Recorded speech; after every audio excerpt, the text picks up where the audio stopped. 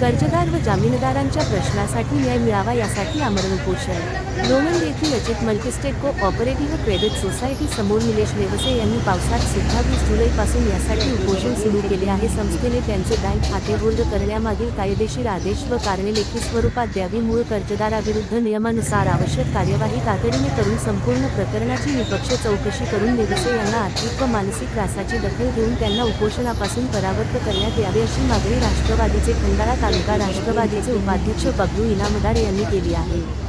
बातमीसाठी श्री दिलीप वाघमारे, लोणंद. मुख्य संपादक शौकत शेख. उपाध्यक्ष आहे आणि खरंच अतिशय दुर्दैव आहे की आम्हाला घरचा आहेर द्यावा लागतोय की आमचे जिवलग मित्र निलेश साहेब हे उपोषणाला बसलेत. हा खरंच म्हणजे मला तर आता काय बोलायचं आहे. मिलिंद दादाला मी फोन केला होता. मिलिंद दादाला माझी एकच इच्छा आहे त्यांचा प्रॉब्लेम सॉल्व करावा आणि त्यांना उपोषणापासून मुक्त करावं. मी बबलू इनामदार राष्ट्रवादीचा तालुका उपाध्यक्ष बोलतोय. माझ्यानंतर आजमबाई बोलतील. दोन राहणार लोणंद, तालुका खंडाळा, जिल्हा सातारा. अजित मल्टीस्टेट कोऑपरेटिव्ह पतसंस्थेच्या विरोधात उपोषणासाठी काल 11 वाजल्यापासून बसलेलो आहे. तरी अजून पण त्यांच्या कोणत्याही शाखा अधिकारी किंवा संस्थापक असतील त्यांना आत्तापर्यंत कोणी दखल घेतली नाही किंवा उपोषणाच्या ठिकाणी भेट दिली नाही. तुमच्यावरती अन्याय कसा झाला एवढं मांडा फक्त. मी जामीनदार कर्जदाराला सहकर्जदार म्हणून जामीनदार असून माझे बँक अकाउंट होल्ड करण्यात आले आहे. मला कोणतीही नोटीस बँक अकाउंट होल्ड करण्याआधी कोणतीही नोटीस देण्यात आली नाही.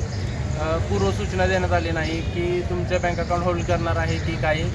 अचानकपणे माझे बँक अकाउंट होल्ड केल्यामुळे आर्थिक बाजू माझी पूर्णपणे ढासळली.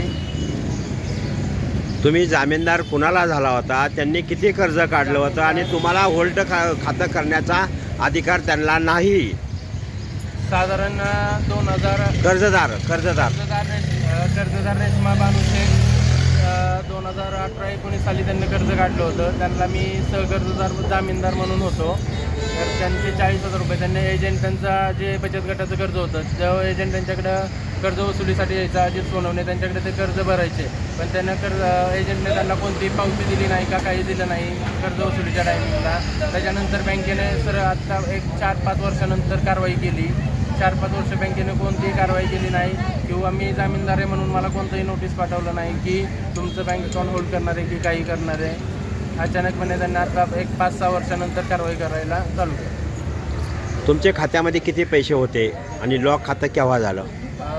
एक खातं माझं बरेच दिवस झालं लॉक झालेलं. एक मागच्या महिन्यात SBIचं खातं त्यांनी लॉक केलं ज्याच्यावर माझे व्यवहार असतात. ते मागच्या 1 महिनाभरात त्यांनी लॉक केलं आहे. त्याच्यावरची रक्कम अंदाजे नाही सांगू शकत कारण मी चेक केलं नव्हतं किती होती काय. अंडाबुर्जीचा नाईटला स्टँडवर असतो त्याचे सगळे पैसे त्याच्यावरच खात्यावर जात असतात. बरं, तुमचं उपोषण किती दिवस सुरू राहणार? जोपर्यंत त्यांचं संस्थापक किंवा ज्या बँकेचे जे शाखाधारक आहेत ते येऊन भेट देत नाहीत, आमचे पूर्ण सगळे प्रश्न सोडवत नाहीत तोपर्यंत उपोषण चालूच राहील. आता तुमच्या या उपोषण स्थळाला फलटण खंडाळा तालुक्यातील कार्यकर्ते, महिला, पुरुष आदी कुठून लोक आपल्याला पाठिंबा देण्यासाठी आलेले आहेत. मी खंडाळा तालुका उपाध्यक्ष राष्ट्रवादीचा खंडाळा तालुका उपाध्यक्ष आलोय त्यांना पाठिंबा द्यायला. धन्यवाद. ह्या पलीकडे काय पाहिजे? ह्या कापशीच्या महिला असतील, परत डिबी, परत फलटण, सुरवडी, साखरवाडी अशा भरपूर ठिकाणी येतात. कारण माझ्यासारखे अनेक असंख्य म्हणजे माणसं आहेत की त्यांना ह्या बँकेनं फसवलं आहे. हे राहणार बिब्बी आणि 2017 साली ह्या बँकेनं व्यवसायाच्या माध्यमातून व्यवसाय देतो मेणबत्तीचा असं म्हणून आम्हाला फसवणूक आमची केली. 20-20 हजार रुपये आमच्या नावावरती काढून तो एक माणूस मध्यस्थी होता अशोक भिसे म्हणून, तो पळून गेला आणि त्या 20,000ला 1 रुपया पण आम्हाला न देता आमच्यावर आता त्यांनी 70-80 हजार, कुणाच्या 1 लाख असं कर्ज लादलंय आणि आम्हाला आता नोटिसा काढल्या, जप्तीची नोटीस आमच्या सातबाऱ्यावर बोजा चढवला आहे आणि भरपूर टॉर्चर करतात. फोन करून पैसे भरावंच लागतील ना तर आम्ही ही करू काय पोलीस स्टेशनला नेऊ, आम्ही तुमच्यावर वॉरंट काढू, हे काढू ते काढू. आता आम्ही तर लय कंटाळू बघा त्या टॉर्चरला त्यांच्या. त्यामुळे आम्ही आता इथं बसलो, ह्यांना उपोषणाला साथ देतोय आणि जोपर्यंत आमच्या पण मागण्या पूर्ण होत नाहीत तोपर्यंत आम्ही पण ह्यांची साथ सोडणार नाही, इथून उठणार नाही. नाव वंदना अनिल काकडे, मुक्काम पोस्ट बीपी, तालुका फलटण, जिल्हा सातारा. हे लोणंद मल्टीस्टेट बँकेनं आम्हाला म्हटले होते व्यवसाय देतो मेणबत्तीचा व्यवसाय. त्यांनी आमच्यावर कागदपत्रे घेतले आणि पैसे लागले आमच्यावर ते 20,000 रुपये. त्यातनं रुपये आमच्या हातात दिला नाही. फसवणूक केली आमची आणि घरातनं कागदपत्रे सह्याही घेतल्या आमच्या, फसवणूक केली. आता आमच्या घरातली माणसं म्हणतात तुम्ही इथं राहायचं नाही, तुम्ही असं काय असेल ते तुमचं तुम्ही बघा, कर्ज फेडा ना, तिकडं आत्महत्या करा ना, तिकडं काही सुद्धा करू शकता. आता कालपासून आम्ही इथं बसलो उपोषणला नेवशे साहेबांना साथ द्यायला. तर आता काय ते तुम्हीच निर्णय घ्या.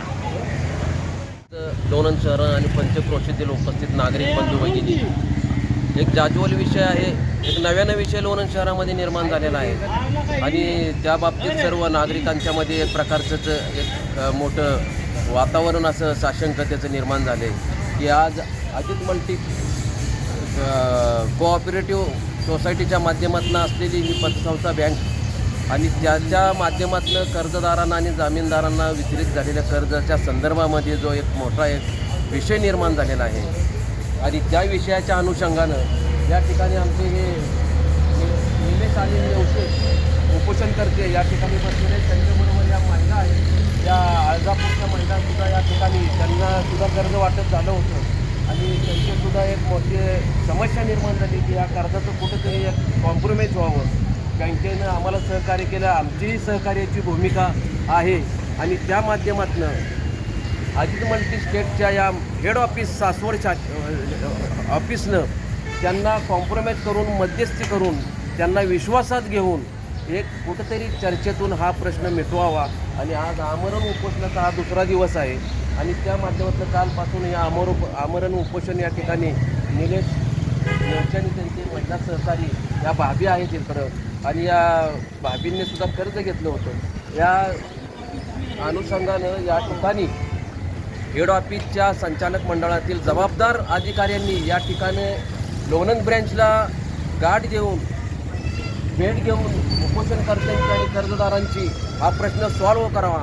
कारण का की बँकेच्या माध्यमातून सातत्यानं जनतेमध्ये एक प्रकारची विश्वासार्हता असते आणि त्या माध्यमातून जनतेचा आणि बँकेचा नेहमी एक सहभाग असतो आणि एकमेकांचं एकमेकाबद्दल एक आदर भावना असते, विश्वास असतो. संबंध सातत्याने राहिले पाहिजेत म्हणून अजित मल्टीस्टेटच्या सर्व हेड ऑफिसच्या सर्व संचालक मंडळाला माझी मनापासून नम्र विनंती आहे की त्यांनी या ठिकाणी भेट देऊन उपोषणकर्त्यांच्या काय भावना आहेत, काय अडचणी आहेत, काय समस्या आहेत याच्या बाबतीतला एक विचारी विनिमय करून कुठंतरी एक केंद्रबिंदू सामोपचाराने हा प्रश्न मिटवावा आणि या बाबतीत योग्य तो न्याय द्यावा. त्यांना कुठंतरी आर्थिकदृष्ट्या सवलत द्यावी. कारण ह्या करोना काळापासून एक जनतेमध्ये एक प्रकारच्या महागाईतून जनता होरपळलेली आहे आणि त्यांना कुठंतरी साथ मिळावी, त्यांना कुठंतरी आर्थिकदृष्ट्या थोडासा हातभार मिळावा या दृष्टिकोनातून त्या संचालक मंडळाला आणि सासवड हेड ऑफिसला माझी विनंती की त्यांनी हा कॉम्प्रोमाइज करून एक प्रकारचं कुठंतरी समन्वय घडवून हा प्रश्न हाताळून हा मिटवावा एवढी विनंती मी या हेड ऑफिसच्या सर्व संचालक मंडळाला करतो आणि थांबतो. सामाजिक कार्यकर्ते आजमबाई आतार.